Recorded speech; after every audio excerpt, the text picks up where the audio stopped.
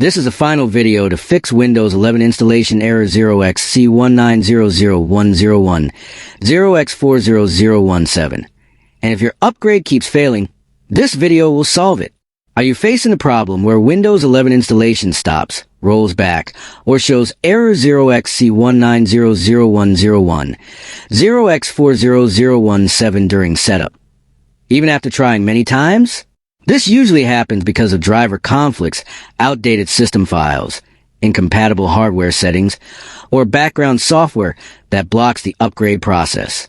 Most solutions on YouTube or social media are complicated, confusing, and hard to follow, and they often waste your time without fixing anything.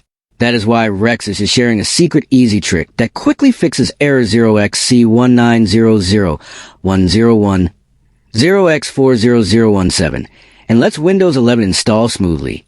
This simple method works fast, stays safe, and helps your PC complete the upgrade without crashes or rollbacks. If you want a full step-by-step tutorial showing exactly how to fix Windows 11 installation error 0xC1900101, 0x40017, comment below and tell Rexis, and you can finally install Windows 11 without errors.